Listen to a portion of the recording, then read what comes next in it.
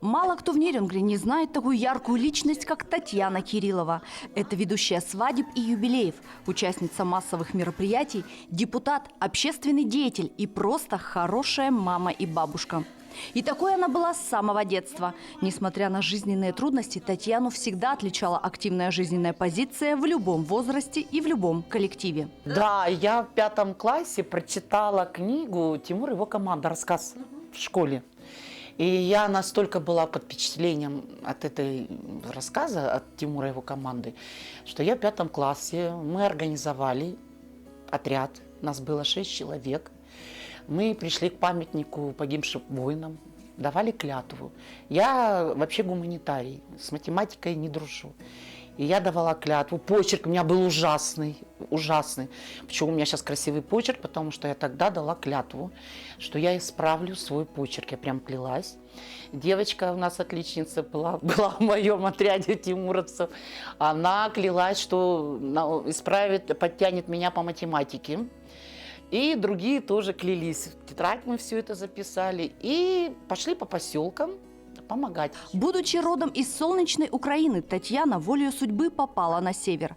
Как и тысячи других энтузиастов, в Нерюнгри приехала по комсомольской путевке. Нам говорят: девчонки, едьте в Якутию, там тоже набирают отряд в якутскую, город Нерюнгри. Ну, мы, честно, всплакнули сначала, потому что для меня Якутия была это тундра. Понимание, что это тундра, даже не тайга, а тундра, олени, яранги, где мы там будем жить и что мы будем. Для меня это было что-то ужасно. Вот. Мы, естественно, всплакнули, пришли в гостиницу.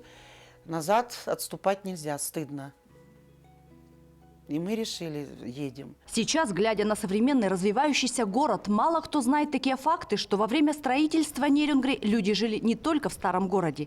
Например, за больничным комплексом в районе Телевышки был так называемый Бамовский поселок, состоящий из деревянных балков.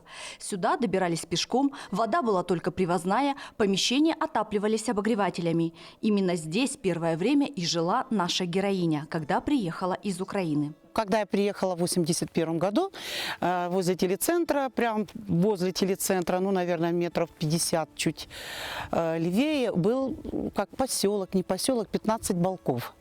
Где-то 12-15 балков, и в каждом балке жило по 2-3 семьи. Ну, это как что-то наподобие времянки было, коридор и комнаты. У моей свекрови было 4 детей, поэтому была 3-комнатная, у кого-то 2-комнатная. Я, когда вышла замуж и жилья еще не было, нам друг моего мужа уступил комнату, и я 1,5 месяца жила в вот этой красоте. Но когда ходили в город, это так далеко казалось, особенно когда 50 градусов мороза, а, естественно, больничного комплекса еще не было, он только-только начинал строиться. Вот. Ну и вот пешком туда, утром, вечером строго ходили. Еще один интересный факт. Дом по улице Кравченко, 14. По сей день в народе называют грузинским общежитием. А почему именно грузинским, знают только первостроители. Почему грузинская? Оказывается, первый отряд грузин, ребят, приехал, эшелон, именно грузины. Они красили, они ставили кровати, они готовили для нас. Но следом за грузинским приехал украинский отряд большой. А мы приехали позже. И мы, когда как раз в этот день заехали в отряд, нас заселили в красный уголок на 2-м этаже. Нас было 13 кроватей. И одна единственная девочка с грузинского отряда, но у нее корни русские. Папа военный и в Грузии был. И я до сих пор вспоминаю, что только в то время можно было так сделать. Вот мы приехали без денег, мы еще не устроились.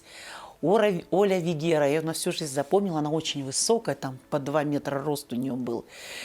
И она говорит: девчонки, вот так и так, сейчас выходные, вас сейчас никто устраивать на работу не будет. Внизу столовая есть, а у нас денег нет. И она достает кошелек и говорит: идите, кушайте.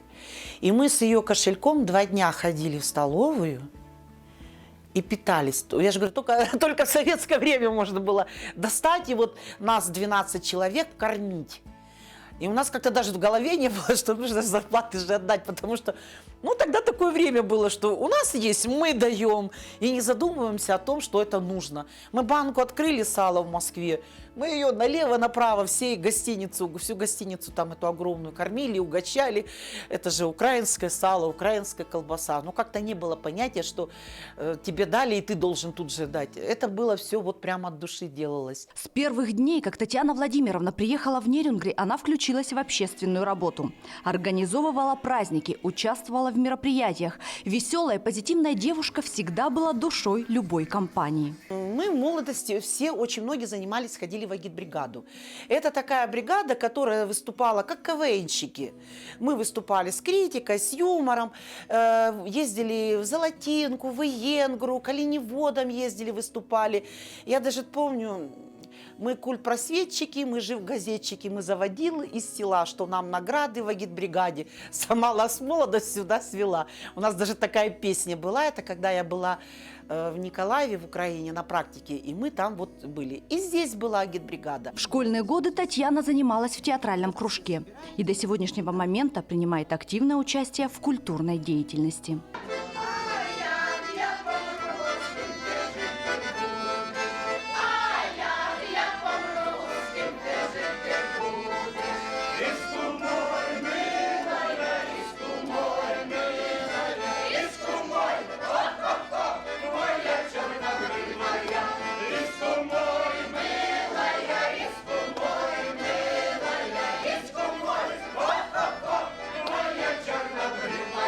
Как и многие молодые люди того времени, Татьяна, вступив однажды в ряды комсомольцев, навсегда связала свою жизнь с молодежной организацией. Тогда комсомол стал настоящей школой жизни и остался в памяти как символ добра, созидания и настоящей дружбы. Мы раз в год встречаемся. У нас была такая традиция на День комсомола встречаться. Но сейчас уже немножко она так расширила свои границы. И собирается не только наш отряд, а вообще все нерюнгринцы, кто был в комсомоле. Все прям ждут этот день, все звонят, спрашивают. Вот. И мы с нашими ребятами с грузинского отряда поговорили и решили так. Мы рады, что эта традиция пошла в свет, что она объединяет всех бывших комсомольцев. Но мы решили, мы будем делать, все-таки вернуться к нашей традиции. Теперь не на День комсомола делать, а когда приехал первый отряд. Первый отряд приехал в марте. Значит, мы хотим сделать теперь встречу нашу только отрядовцам в марте. Не потому, что мы не хотим с остальными общаться. Мы очень рады, когда мы собираемся на этом празднике. Но немножко уже другой формат. Когда мы собирались только наши, нас много объединяет. Мы помним друг друга в молодости. Мы помним какие-то интересные истории, какие-то смешные факты друг о друге. И мы тогда более раскрепощаемся, мы сидим, вспоминаем и говорим об этом. А когда уже другие приходят, ну, немножко ты как бы закрытый, и чуть-чуть вот это тепло уходит. Поэтому наша традиция все-таки собираться отрядом, мы ее возобновим. Вот в этом году в марте хотели, но немножко я закрутилась, не получилось организовать. Ну, ничего, мы не будем ждать марта, мы сделаем чуть раньше и договоримся, что в марте, вот как первый отряд приехал, мы будем собираться. Потому что многие уехали, очень многие уехали. Но, слава богу, еще есть друзья юности, тех, кого ты знаешь, и так интересно встречать и видеть. Ты помнишь, 18-летние, 19-летние мальчишки, ребята были уже взрослые после армии. Все они были, естественно, а мы были 18-летние, 19-летние девчонки. Вот. И когда видишь сейчас уже, какие мы взрослые, как мы трансформируемся, как мы меняемся, это грустно, конечно, но радуешься, что кто-то остался. Вообще я люблю Нерюнгри. Я очень люблю Нерюнгри, но мне так грустно за него, когда я вижу, что люди уезжают. Я иду по городу, вижу, стоит контейнер. Я не знаю этих людей, кто там выезжает. Но от мысли, что эти люди ходили со мной по городу, по одной улице, что мы, может, где-то встречались, и они уже уезжают с города. Правда, как-то вот болит. Вот за что вот мне больно, что у нас большая все-таки отток сейчас идет с Нерюнгри. Вот это вот больно. Болит, грустно. Вот. Ну, жизнь, как река, она не стоит, течет. И я вот хочу сказать, я 80 в 5-м, наверное, или 6-м году услышала такие строки. У нас на Грессе, когда я в агитбригаде выступала, не помню, кто написал, но помню, мы в агитбригаде пели песню. Там были такие строки. «Ах, Нерюнгри, красивый новый город, и все, кто в нем живет, мне так же сердце дорог. И даже если нас судьба недавно привела сюда, наш Нерюнгри родным стал навсегда». Вот правда, новый город, тогда новый город мы говорили. Это сейчас мы говорим Нерюнгри, а тогда был старый город, новый город. И кто-то же написал вот эти строки, вот сколько лет, 40 лет прошло, 35 с 85-го года, а я их до сих пор помню, потому что действительно, кто живет, он дорог. Временем проверенные лучшие друзья, мы остались прежними веселыми ребятами, теми, что приехали сюда в 80-е. Мы остались прежними веселыми ребятами, теми, что приехали сюда в 80-е. Вместе с коллегами по цеху, с представителями агитбригады проводилась обширная работа по сохранению исторической памяти, так как в нашей великой стране такая история, которой можно и нужно гордиться, а главное – помнить через века. Здесь подбер, как и там, вы не говорите, больше нету бама, а былом скорбях. Лучше хорошенько на ребят взгляните, что, не узнаете? Вы самих себя! Работа в агитбригаде плавно перетекла в работу в женсовете. 15 лет Татьяна Владимировна входила в состав женсовета «Надежда России».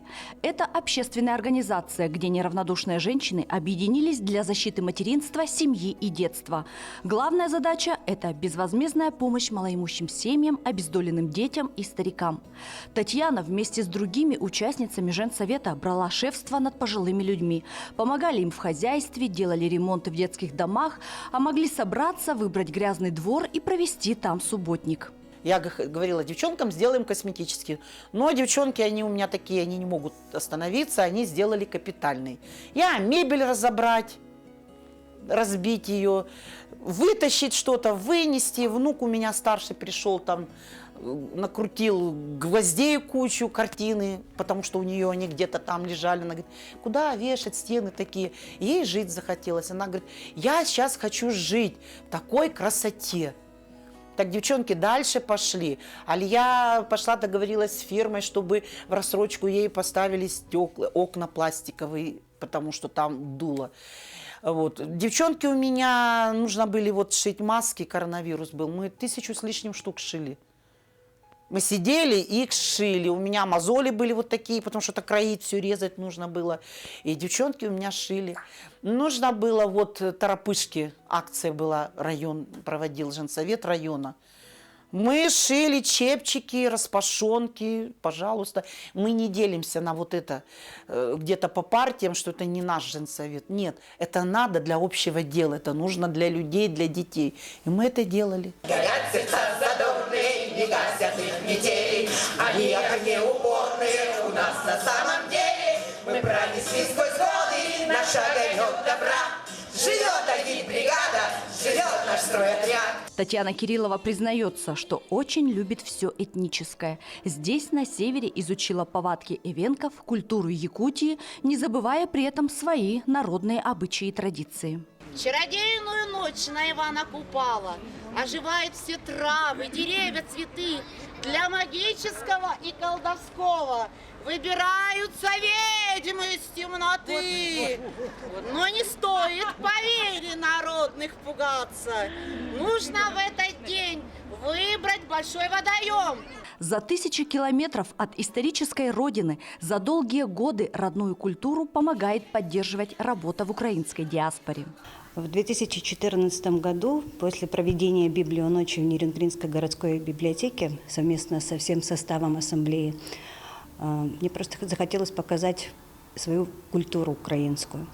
И я вот предложила ассамблее поучаствовать в данном мероприятии. Но на тот момент, конечно, мы не входили в состав ассамблеи, но после проведения данного мероприятия Орион, который еще был тогда председателем ассамблеи, он предложил после данного мероприятия организовать украинскую диаспору. И вот у нас был дебют первый на Эссыхе 2014 года. Все давалось очень сложно, потому что ничего не было, ни костюмов, никакого реквизита. Но мы стойко выстояли на данном мероприятии, ну а дальше понеслось. Из 8 человек, которые участвовали, это были студенты во главе со мной. Потом я стала подтягивать наших нерюнгринцев, украинцев. Ну, прежде всего, это творческие люди. На протяжении этих лет мы проводим мероприятия украинской тематики, где позиционируем свою культуру, традиции и обычаи украинского народа. Это Ивана Купала, это осенины, это традиционные дни украинской культуры, которые мы проводим в Центре культуры и духовности имени Пушкина. Ну и много других мероприятий. Помимо того, что мы проводим свои тематические мероприятия, да, мы участвуем во всех мероприятиях общегородского и районного уровня. То есть это День Республики, ИСых, это День народного единства, День города и День Нерюнгринского района. Мы также являемся лицом представительским, когда приезжают к нам именитые, знаменитые люди в наш город Нерюнгри. Одним из ярких представителей украинской диаспоры является Татьяна Кириллова. И как бы речь идет не только о внешности, но и о внутреннем содержании. Можно сказать, что Татьяна Кириллова – это женщина-праздник. Если она участвует в мероприятии, то гарантирован просто стопроцентный абсолютный успех. Она очень тонко чувствует аудиторию, знает, что в тот или данный момент нужно зрителю. И поэтому в основном разработкой сценариев наших мероприятий занимается Татьяна Кириллова. Ну, плюс сценарий, плюс еще немаловажно – это импровизация. Поэтому в этом залог успеха наших мероприятий. Татьяна Кириллова всегда полна идей, творческих идей, фантазии. Это она все озвучивает, и потом мы успешно это реализовываем в жизнь в своих мероприятиях. Ну, а естественно, что трепетное такое чувственное отношение к своей исторической родине, любовь к Украине дает возможность, такой посыл демонстрировать вот культуру, традиции, обычаи нашего украинского народа на культурной карте Нерюнгринского района. Одну калину за вікном, одну родину за столом, одну стежину, щоб додому йшла сама, одну любов на все життя, одну журбу до забуття, і Україну, бо в нас іншої нема. У нас как бы каждый в диаспоре занимает свою нишу. И все мы вот как звенья одной цепи, мы все друг с другом связаны. Мы все взаимосвязаны друг с другом. У моєму небі зірка падала, падала, падала, та й казали люди гірко, думала, думала, думала, збережу своє кохання, і я кажу, ти люби мене, перше як востаннє, падала, падала, падала, у моєму небі зірка, падала, падала, падала, та й казали люди гірко, думала, думала, думала, збережу своє кохання, і я кажу, ти люби мене, перше як востаннє, я кажу, ти люби мене, перше як востаннє. Свой творческий потенциал Татьяна также реализует в коллективе «Забава». Это тоже своего рода отдушина и приятное времяпрепровождение, но в то же время упорный труд, репетиции и выступления. Надоело мне одной печалиться, я хочу влюбиться и не париться. Только что-то мне совсем не нравится, все, чего желаю, словно плавится. Давай, давай, играй, играй, мой гармонист. Не унывай, давай, давай, давай, валяй, валяй, мой озорной, мой разудалый, ну-ка разгуляй. Ну, в коллективе вот в «Забаве» мы занимаемся уже 5 лет. Но Татьяну мы знали и до этого, потому что занимались в «Комсомольском огоньке», которое она и организовала, в общем-то. Ну, что я могу сказать? Человек большого сердца, и все. Она старается всем помочь, сделать всем хорошо. И у нее это получается. Она делает хорошо и старикам, и детям. И в своем дворе всегда что-то соберет на праздник, там берет какой-то реквизит, организует. Ну, молодец человек. Человек большой души. Она помогает не только пенсионерам, она еще помогает детям, в том числе детдом, да, помогает как в плане ремонтов организовывать бригады, так и в плане проведения мероприятий. Недавно было проведено мероприятие 1 июня. Да, 1 июня Защиты День защиты детей мы сделали для, ну, в общем, для детей. Праздник детям. Да. Кроме творческой деятельности, Татьяна Владимировна принимает участие и в общественной жизни. Сначала была депутатом городского совета, сейчас представляет районный совет депутатов. Но самое главное – это близкие люди и члены семьи. Здесь Татьяна – любящая мама и бабушка, которая вырастила детей и сейчас воспитывает внуков. Я их люблю, обожаю, хотя хотела девочку очень. Но я поняла, что мальчишки это классно, потому что с ними я на заборы вместе с ними. Где бы я еще могла полазать на забор? Только с мальчишками. На самокатах меня, вот мы на 9 мая, я младшего внука возила в Москву. Я очень хотела ему показать Москву на 9 мая именно. На самокат он меня... Только велосипед внуки меня посадили. Поэтому мальчишки это так здорово. У меня с ними очень такая близкая связь очень. Мне как-то дети, я с детьми могу редко по телефону разговаривать. Мне все некогда. Для них я всегда, для внуков я время всегда найду.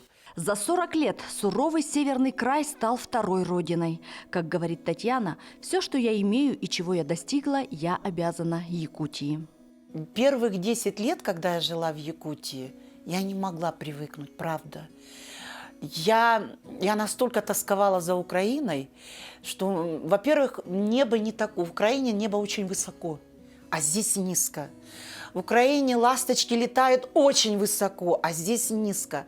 И когда в 80-й год приехали, здесь же камни были. Администрация, мы туда ходили ягоду собирать. И это казалось так далеко мы идем от грузинского, от нашего общежития до администрации. Ну сколько здесь пройти-то? А тогда, когда тропинка это была лесная, там стройки, где-то что-то, это казалось очень далеко. И я не могла 10 лет привыкнуть к Якутии. Я очень тосковала, особенно когда 1 сентября у меня окна выходили на 6-ю школу. И я была в декретном, и как сейчас помню, 1 сентября, и дети идут в куртках и без цветов. И снег с грязью. И я, помню, плакала, потому что я сразу вспоминала 1 сентября, яркое солнце, мы стоим в школьной форме, с бантами, с цветами, а этого не было. И через 10 лет только, вот я помню, это был 90-й год, я приехала с Украины, и я шла по городу, и я вслух произнесла, как я люблю наш Нерюнгри. Вот тогда я поняла, что я люблю, я обожаю наш Нерюнгри. Я Якутию, я ездила Тюсюльгель,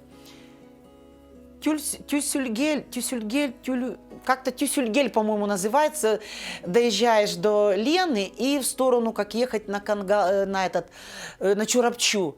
Тюсюльгель как-то называется. Я прочитать могу, а произнести мне как-то сложно. Я поехала туда на конференцию и на маевку коммунистическую меня пригласили. Я сама коммунист. И меня туда пригласили на маевку, меня и первого секретаря. И я увидела совершенно другую Якутию. Я увидела березовые рощи, равнины, озера. И, правда,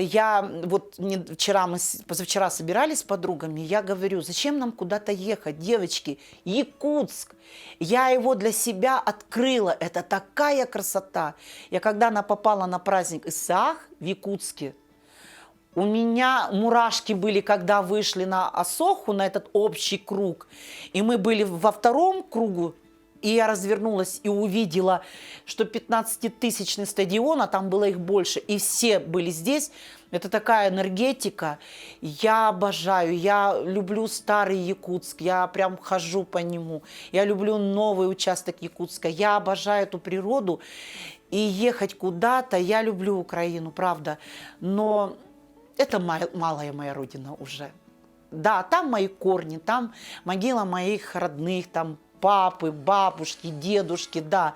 Но именно родина там, где твои дети. С чего начинается родина? С улицы, с дома, с детей. Здесь живут дети, здесь мои внуки, здесь мои подруги живут. Творить добро и дарить радость окружающим не всем под силу. Но если каждый человек сможет помочь кому-то делом, поступком или просто улыбкой, значит мир будет лучше и можно с уверенностью смотреть в будущее. калину за вікном,